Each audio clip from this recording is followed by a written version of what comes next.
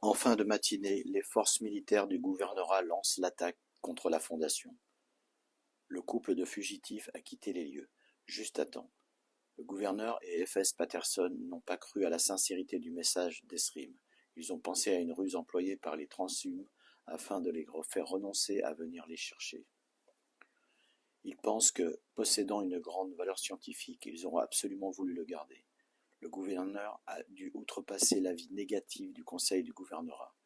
Il risque son poste si l'opération de récupération d'Esrim échoue. Sarah Patterson a supplié F.S. Patterson, qui a lui-même pesé de tout son poids sur le gouverneur Johnson, en faveur d'une intervention militaire. Les robots soldats des forces spéciales à bord de machines perforantes forcent actuellement l'immense bunker que constitue la fondation. Malheureusement, les armes paralysantes n'ont qu'un effet de parasitage sur les robots anthropomorphes de la force armée du territoire. Cette arme n'agit efficacement que sur les êtres biologiques. Les troupes d'élite pénètrent enfin à l'intérieur. Rapidement, ils arrêtent les membres de l'Assemblée, les chercheurs et la présidente. Elle est soumise à un interrogatoire serré par le commandeur Jameson. Elle avoue qu'Esrim et Sheva sont partis, mais jure ne pas savoir vers quelle destination. Le MG n'étant pas en capacité de donner des informations. Le commandeur est furieux. Il ordonne le transfert des prisonniers vers le building de la défense du territoire à Auckland. Il découvre avec sidération, un à un, tous les laboratoires en compagnie des responsables des commandos d'élite. Enfin, il force la porte et le sas où les visiteurs séjournent. Il découvre des alcôves vides. Seul le matériel de surveillance et d'étude est resté sur place. La grande ouverture ovoïde au plafond semble ne jamais avoir existé. La salle est plongée dans un silence profond.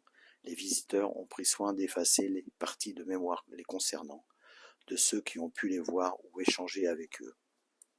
Il ne reste plus rien de leur présence. Le mystère demeurera donc entier pour le gouvernorat. Le commandeur suppute que cette salle sert à pratiquer des expériences secrètes et inavouables sur des cobayes humains. Rien que pour cela, ce que le gouvernorat nomme la secte devront être jugés et probablement exécutés. Enfin, des scellés sont placés sur tous les laboratoires. Plus tard, des scientifiques de LifeTech viendront y glaner des informations importantes et des résultats de recherche. Le commandeur se voit encore une fois dans une impasse concernant le but de sa mission. Il pense que les fugitifs ont peu d'avance sur lui. Shmoné Jameson est un homme déterminé et qui n'a plus le choix. Pour le moment, il tente de gagner du temps et d'apaiser la colère du gouverneur. Il décide de dépêcher sur zone puis en direction de l'île du Sud une armée de drones de surveillance. La chasse est de nouveau ouverte. Toutes les zones géographiques de refuge probables sont passées au peigne fin, des alentours de Wellington à l'ensemble de l'île du Sud et à Rakura.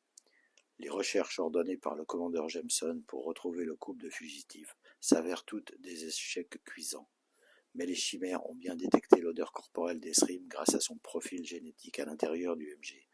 L'engin est commandé à Auckland en vue de l'étude de sa technologie inconnue. La présidente est soumise à différents vecteurs de mensonges concernant la fuite du couple.